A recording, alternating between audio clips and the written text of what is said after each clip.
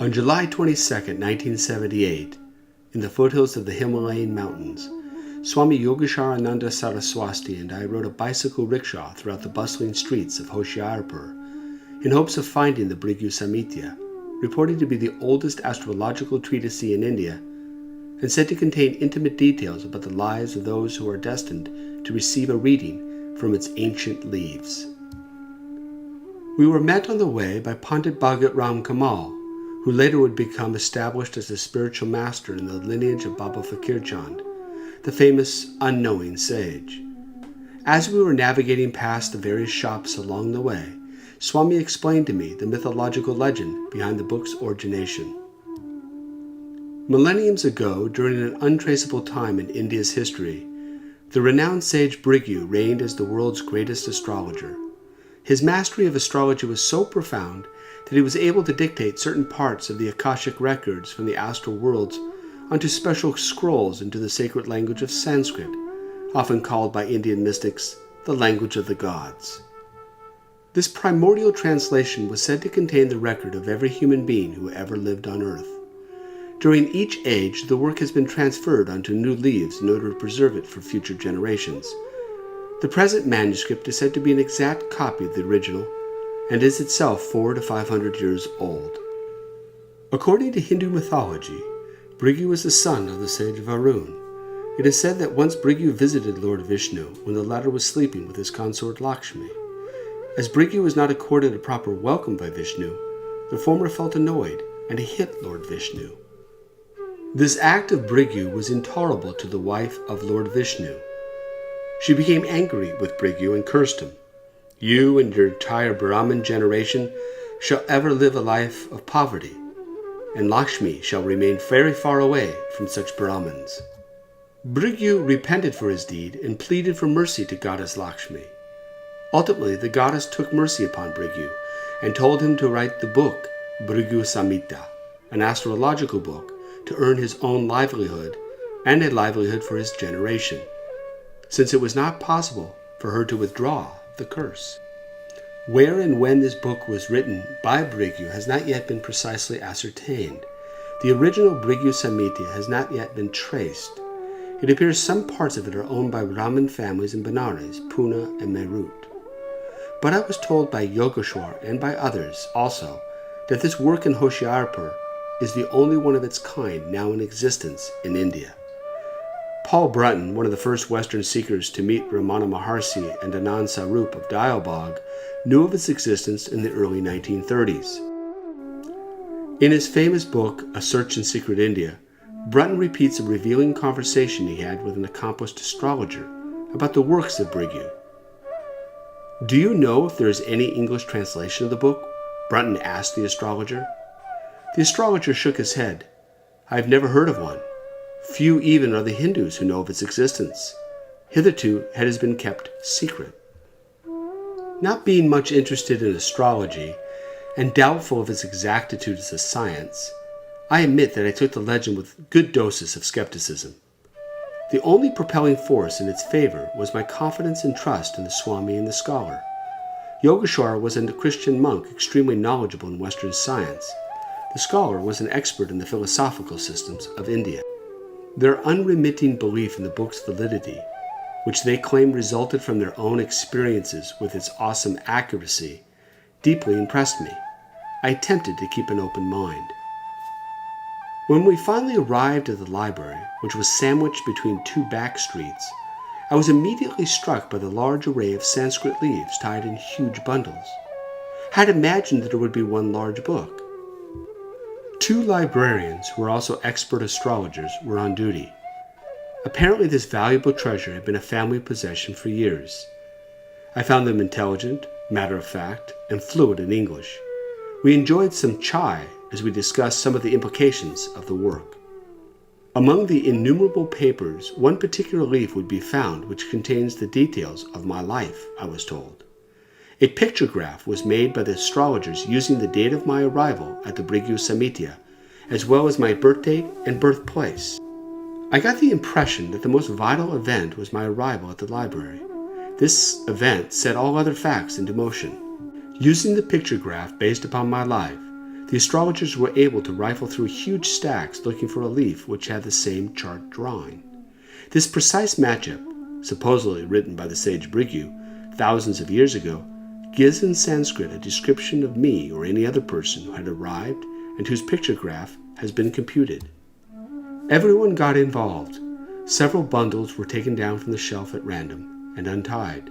The two astrologers, the Swami and the scholar, got busy looking for the corresponding chart. I began to feel it was a fruitless task. However, after 15 or 20 minutes, it was found. This, I was told later, was unusually quick. It added to everyone's sense of anticipation. The two librarians and Swami Yogeshwar examined it closely, and all agreed it was an exact replica. This parched Sanskrit scroll would have the information on my life. Examining the leaf carefully, I could not help feeling an odd sense of providence. While the astrologers read through it, Swami Yogeshwar and the scholar translated its message into English. It was obvious, at least to those of us present, that this seemed to be the real deal. The first line said, and I quote, "A young man has come from a far-off land across the sea. His name is David Lane, and he has come with a pundit and a Swami." I stopped the reading in mid-sentence and asked for an explanation as to how my name could be mentioned. Swami Yogeshwar showed me the leaf on which my name was written in Sanskrit and pointed out that the pronunciation was almost exactly the same. The scholar, although familiar with the Bhrigu Samhita, was also most impressed with its exactitude. But the astrologers accepted it as a common occurrence and read on. "This young man is here to study Dharma, or religion, and meet with holy men and saints." Certain things of a personal nature were related which I found very touching. Details of my present life were given, and there followed a description of my past lives. Swami Yogeshwar wrote down the Sanskrit and partially translated it for me on a scrap of paper. But to my surprise, I was told I could keep the original leaf if I wished. It was then I heard this amazing statement about the book from the astrologer's lips. The Bhrigu Samhita replenishes itself, and with sometimes very old leaf and sometimes less aged. We do nothing. There is no need to. The astral records manifest physically at the appropriate time and place. The Swami acted as if there had been a revelation. Indeed, his own words to me were, "God has spoken to us today, dear friend, through the agency of the Bhrigu Samhita."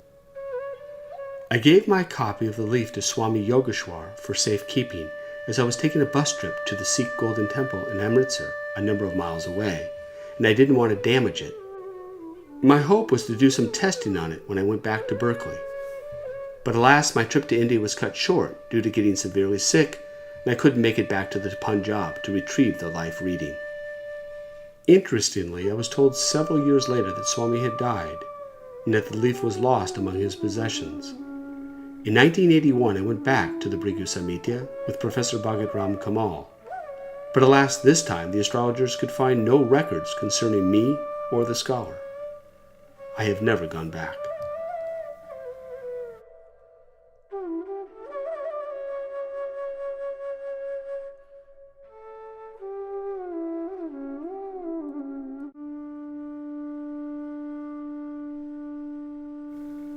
Not surprisingly, given the unremitting interest in astrology, my article on the Bhrigu Samhita has proven to be the most popular one I have ever written. I must confess, though, I did not write the article as a believer in the book.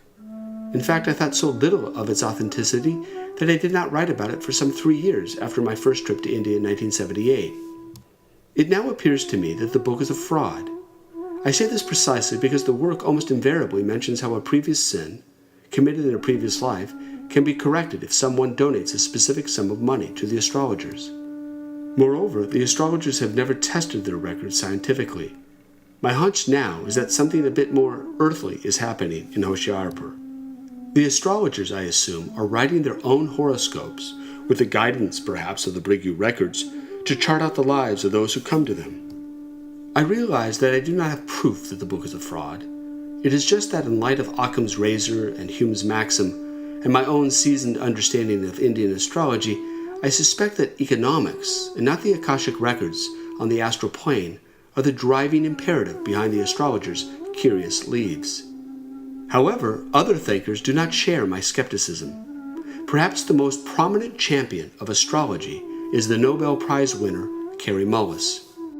As Kary Mullis explains it, when I published Dancing Naked in the Minefield, there was one 11-page chapter where I mentioned that although astrology had been abandoned by scientific disciplines, it had not been scientifically dispensed with, meaning it hadn't been disproven as a self-consistent set of observations relevant to the human psyche. Not knowing at that time that Gunther Sachs, a Swiss citizen, had published such a study, I offered my own cursory examination from Who's Who in America. When I received a copy of the astrology file, I was intrigued. Mr. Sachs' book describes a study of a limited but essential part of astrology. Where was the sun when you were born? And what do you do for a living? The observation is that something unexplainable but clearly observable is going on, to a level of certainty that would be acceptable for a paper in a scientific journal. There is a clear connection whether you or I like it or not.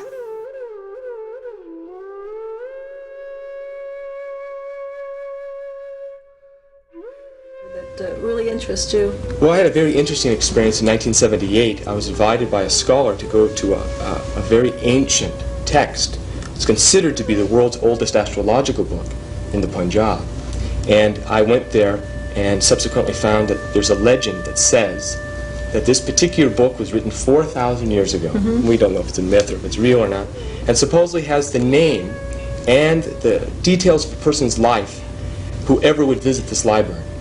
And so I happened to go in there in 1978, and supposedly, the story goes, they found this ancient Sanskrit leaf that had my name on it. David Christopher Lane? So David Christopher Lane has come from an island across the sea named California, and he's come to research, saints and gurus of northern India.